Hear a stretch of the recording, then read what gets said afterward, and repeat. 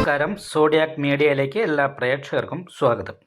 ഒരു പുതിയ വർഷം തുടങ്ങുകയാണ്. ഈ വർഷത്തെ ആദ്യത്തെ മാസമായ ജനുവരി മാസത്തിൽ ചിത്തിര നക്ഷത്രക്കാർക്ക് എന്തൊക്കെ ഗുണദോഷങ്ങളുണ്ട്, എന്തൊക്കെ ഗുണങ്ങളുണ്ടാവും ഈ മാസത്തിൽ, എന്തൊക്കെ ദോഷങ്ങളാണ്, എന്തൊക്കെ പരിഹാരങ്ങളാണ് ചെയ്യേണ്ടത് എന്നീ കാര്യങ്ങളൊക്കെ ഒന്ന് പരിശോധിച്ച് നോക്കാം. ചിത്തിര നക്ഷത്രത്തിൻ്റെ ആദ്യത്തെ 30 നാഴിക വരുന്ന കന്നിക്കൂറിലാണ്, ശേഷം 30 നാഴിക വരുന്നത് തുലാക്കൂറിലാണ്.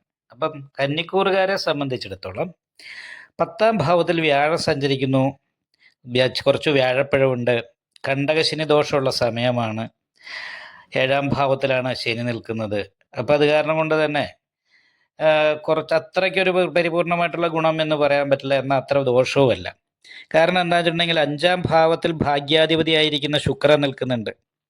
അത് രംഗായോഗം ചെയ്തിട്ട് സൂര്യനോട് യോഗം ചെയ്തിട്ട് 15ാം തീയതിക്ക് ശേഷം വരികയും ചെയ്യും. 15ാം തീയതി ചൊവ്വ 5ാം ഭാവത്തിലേക്ക് ഉച്ച ബലവാനായിട്ട് വരുന്നുണ്ട്. അവിടെ തന്നെ ചന്ദ്രലഗ്നാധിപതി ആയിരിക്കുന്ന ബുധനും വരുന്നുണ്ട്.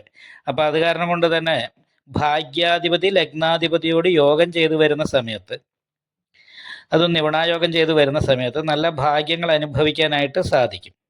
കർമാധിപതിയാണ്. ലഗ്നാധിപതിക്ക് കർമാധിപത്യം കൂടി ഉള്ളത് കാരണം തൊഴിലുമായിട്ട് ബന്ധപ്പെട്ടിട്ട് അനുകൂലമായിരിക്കുന്ന ഗുണങ്ങൾക്ക് യോഗമുള്ളതിനോടൊപ്പം തന്നെ മാനസികമായിട്ട് നല്ല ടെൻഷൻ അനുഭവപ്പെടാൻ സാധ്യതയുണ്ട്.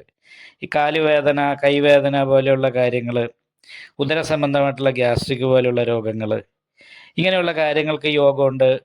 അപ്പോൾ അത് കാരണം കൊണ്ട് ഒന്ന് ശ്രദ്ധിക്കണം. കുറച്ച് പരിഹാരങ്ങളൊക്കെ ചെയ്യണം. കണ്ടകശനി ദോഷമൊക്കെ ഉള്ളതായത് കാരണം കൊണ്ട്.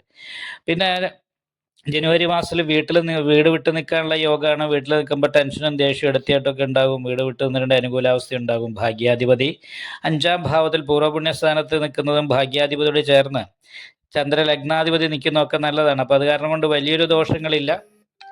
എന്നാൽ ശാരീരികമായിട്ട് ഈ പറഞ്ഞ രീതിയിലുള്ള കുറച്ച് പ്രശ്നങ്ങൾ, ദാമ്പത്യ സുഖക്കുറവ് പോലെയുള്ള പ്രശ്നം കാരണം ശത്രു സ്ഥാനാധിപതി നിൽക്കുന്നത് കാരണം കൊണ്ട് ശത്രുദോഷത്തിൻ്റെതായിരിക്കുന്ന പ്രശ്നങ്ങളുള്ളത് കൊണ്ട് നമ്മളിലേക്ക് വരേണ്ട പോസിറ്റീവായ ഗുണങ്ങൾ പെട്ടെന്ന് വരാതിരിക്കുകയും നെഗറ്റീവായ ഗുണങ്ങൾ വരികയും ചെയ്യും. അപ്പം നല്ല പരിഹാരങ്ങൾ ചെയ്യുക. ചിത്ര നക്ഷത്രത്തിൻ്റെ അവസാനത്തെ 30 നാഴികയിൽ ജനിച്ച ഒരു തുലാക്കൂറാണ്. തുലാക്കൂറുകാരെ സംബന്ധിച്ച് 9ൽ വ്യാഴം സഞ്ചരിക്കുന്ന സമയമാണ്. അതുകൊണ്ട് തന്നെ നല്ല ഭാഗ്യം അനുഭവിക്കാനായിട്ട് സാധിക്കും.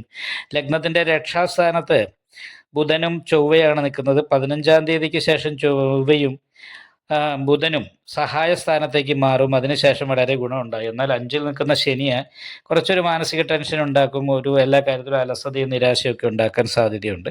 അയ്യപ്പ ക്ഷേത്രത്തിൽ നീരാഞ്ജനം വഴിപാട് ചെയ്യുക. അതേപോലെ തന്നെ ബാധാസ്ഥാനത്ത് കേതു നിൽക്കുന്ന നാഗപൂജയും രാഹുപൂജയും കേതു പൂജയും ഒക്കെ നവഗ്രഹ പൂജ ചെയ്യുന്ന ക്ഷേത്രത്തിൽ ചെയ്യുക. അതേപോലെ തന്നെ നല്ല പ്രാർത്ഥന ഉണ്ടാകണം. നല്ല സഹായങ്ങൾ കിട്ടാനായിട്ട് യോഗമുണ്ട്. നല്ല ദൈവാധീനമുണ്ട്.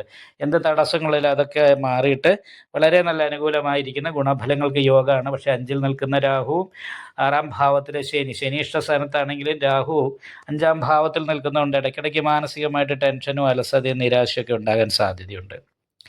അപ്പോൾ അത് കാരണം കൊണ്ട് അയ്യപ്പ ക്ഷേത്രത്തിൽ നീരാഞ്ജനം വഴിപാട് നാഗപൂജ ചെയ്യുകയോ അതല്ലെങ്കിൽ നവഗ്രഹ പൂജ ചെയ്യുന്ന ക്ഷേത്രത്തിൽ രാഹുപൂജയും കേതുപൂജയും ചെയ്യുകയോ ചെയ്തിട്ട് നന്നായിട്ട് പ്രാർത്ഥിച്ചാൽ ഈ മാസം ഗുണഫലങ്ങൾ അനുഭവിക്കാൻ സാധിക്കുന്നതാണ്.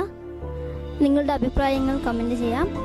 ജ്യോതിഷവുമായി ബന്ധപ്പെട്ട കൂടുതൽ കാര്യങ്ങൾ അറിയാൻ ഈ ചാനൽ സബ്സ്ക്രൈബ് ചെയ്യുക. ഞങ്ങളുടെ ഓൺലൈൻ കൺസൾട്ടൻസി നമ്പർ താഴെ ഡിസ്ക്രിപ്ഷൻ ബോക്സിൽ കൊടുത്തിട്ടുണ്ട്. ആവശ്യമുള്ളവർക്ക് കോൺടാക്റ്റ് ചെയ്യാവുന്നതാണ്.